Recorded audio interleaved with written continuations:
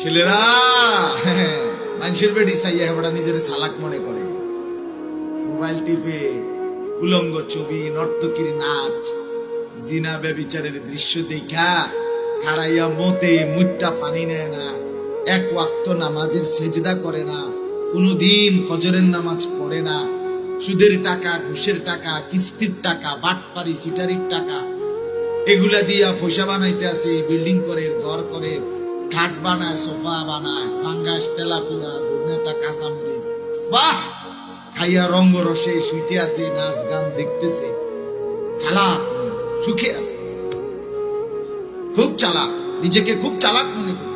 আমি যে সুদখোর কেউ টের পায় না, আমি যে ঘুষখোর কেউ টের পায় না, আমি যে কিস্তিখোর কেউ টের পায়, আমি যে মোবাইলে বেডি দেখি কেউ টের পায় না, আমি যে সারা রাত উলঙ্গ ছবি দেখি কেউ টের পায় না। কেউ টের পাইলেও বলবার সাহস নাই, কারণ আমার চুল দেখলেই তো মনে হয় আমারে মুসলমানের কোন ভদ্র সন্তান নয়। এই জন্য আমাকে ভয়ঙ্কর আতঙ্কের কারণে কিছু বলতেও হিম্মত করে না। আরে বন্ধু, দুনিয়া কেউ না বলুক, কেউ না বলুক, কিন্তু যিনি বলবেন তিনি কিন্তু দেখছেন, যিনি বিচার করবেন, যিনি শাস্তি দিবেন তিনি কিন্তু এক সেকেন্ডের জন্য গাফেল না। ওয়ালা তাহসাবান্নাল্লাহা গাফিলান আম্মা ইয়ামালুস সালিমুন। আল্লাহ বলেন, তোমরা যারা জুলুম করছো, অন্যায় করছো, ও জালেমরা, পাপীরা, নাফরমানরা, তোমরা এক সেকেন্ডের জন্য আমি আল্লাহকে গাফিল ভেবো না। ওয়াকাফা বিদুনুবি ইবাদিহি খাবীরাম বাসীরা। আল্লাহ বলে, বান্দা, তোমাদের প্রত্যেকটা বান্দার গুনাহের হিসাব, পূর্ণ খবর, সচক্ষে দেখা, হিসাব রাখা, এটার জন্য আমি আল্লাহ একাই যথেষ্ট।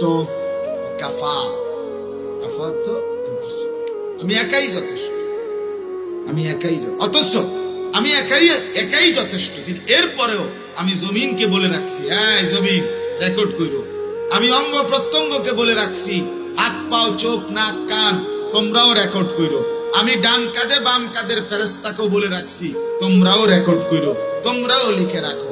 দেখবা বান্দা, হাসরের ময়দানে তোমার চোখের সামনে তোমার জমিনও কথা বলবে, তোমার হাত পাও, চোখ, নাক, কানও কথা বলবে, তোমার দুই কাঁধের ফেরেশতাও কথা বলবে, আমল নামার লিখিত কপিও দেখানো হবে, আমি আল্লাহ নিজেও বলবো।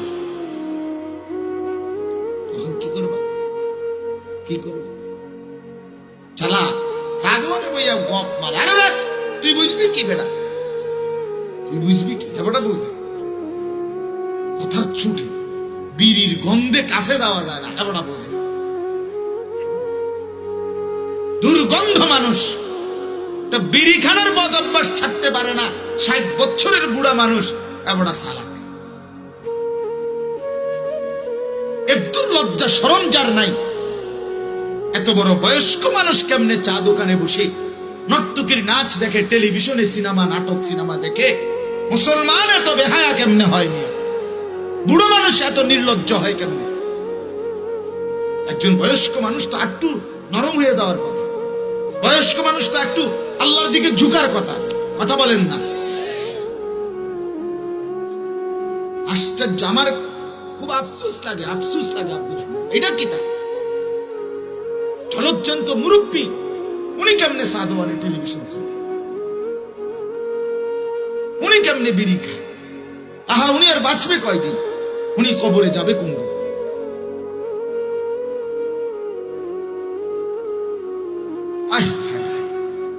আফসোসের, দুঃখের ব্যাপার এটা। আমরা চিন্তা করে দেখেন বাপ, আমাদের আফসোস অনেক বেশি, হতাশা নেই। আমরা নিজেদের ধর্ম, নিজেদের আল্লাহ, আখিরাত, পরকাল কি কিছুই মনে করি না। আমা কাদারুল্লাহ হাক্কা কাদরি। আল্লাহ বলে, আহারে বান্দা, তোমরা আমি আল্লাহকে পূর্ণ কদর করলাম, কদর করলাম, বুঝলা না, আমার চিনলা না। فبأي حديث بعده يؤمنون কোরআনের আয়াত কঠিন। فبأي حديث بعده يؤمنون। আল্লাহ বলতেছে, বান্দা, আমার 23টা বছর লাগাইয়া আমার বন্ধুর মাধ্যমে এই পুরাটা কোরআন নাজিল করে আমি তোমাদেরকে আল্লাহ হয়ে সব কিছুর সৃষ্টিকর্তা হয়ে আমি বললাম কথাগুলো, এরপরে আমার কথা বলার পরেও পাত্তা দিলে না। আহারে বান্দার কি বললে আর কোন কথা বললে তুমি মেনে নিতে বলেন না? এ ছেলেরা তোমরা কও না ভাই, আর কে বললে, কার কথা বললে? আল্লাহর কথাও বাদ তোমার সামনে, রসুলের কথাও বাদ। আল্লাহ রসুলের কারো কথায় গুরুত্ব দিয়া তুমি এক ওয়াক্ত নামাজ পড়ো না, কোনদিন ফজরের নামাজ পড়ো না। আহা বন্ধু বলো, তাহলে আর কার কথা বললে তুমি শুনবে? আর কে বলবে? বানানেওয়ালার কথাটাকেও গুরুত্ব দিলা না, সৃষ্টিকর্তার কথাতেও গুরুত্ব দিলা না। যার একটা সেকেন্ডে, যার একটি সিদ্ধান্তের উপরে আমাদের বেঁচে থাকা, আমাদের এই কায়নাতের টিকে থাকা, সেই তার কথায় এত বড় গাদ্দারি, এটা ইনসাফ? বলেন না বাপ, কথা কন না কেন? এটা ইনসাফ?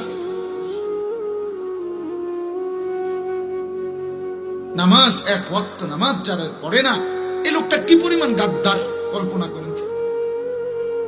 তার মতো গাদ্দার, সে তো ছোটখাটো গাদ্দার, তার মতো গার্তেরা, তার মতো অসভ্য নির্লজ্জ বেহায়া আর তো কি? তার ঘাড় কত শক্ত ঘাড়, আল্লাহর সামনে তার ঘাড় নয় না, তারে আর গেড়ি নোয়াইব কে? কথা বোঝেন নাই? গাঁটতারা না, আল্লাহর সামনে তার ঘাড় নোয় না, তার ঘাড় নোয়াইব কে? আর কি, আর কার কথায় ঘাড় নোয়? নবীর 23টা বছরের চোখের পানিকে যে কদর করে না, রাসূলের তায়েফের রক্তকে যে দাম দেয় না, নবীর উহুদের দান শহীদের রক্তকে যে দাম দেয় না। এজন্য আমরা প্রত্যেকে দ্বীনের কথা এটা মনে রাখতে হবে। কম বলি, বেশি বলি, জোরে বলি, আস্তে বলি, অল্প বলি, দিল থেকে আল্লাহর সন্তুষ্টির জন্য বললেই লাভ, শুনলেই লাভ। সুবহানাল্লাহ একবার বললেও নেকি, 1000 বার বললেও নেকি। আলহামদুলিল্লাহ একবার বললেও নেকি, 1000 বার বললেও কি নেকি। এজন্য আল্লাহ তাআলা কোরআন কারীমের মধ্যে আছে, ইন্নী লা উযীউ আমালা আমিলিন মিনকুম মিন যাকারিন আও উনসা। আল্লাহ তাআলা বলে, নিশ্চয়ই আমি আল্লাহ তোমাদের যে কেহ মুমিন, পুরুষ কিংবা নারী, কারো কোনো সামান্য আমলও আমি নষ্ট করি না। লা উযীউ, নষ্ট হতে দেই না। আমি আল্লাহ এক বিন্দুও নেক আমল নষ্ট হতে দেই না, বরং আমি প্রত্যেকটি ভালো কাজে বিনিময় হাসরের ময়দানে তোমাদেরকে ফেরত দেব। মন্দর বিনিময়ও পাবা, ভালোর বিনিময়ও।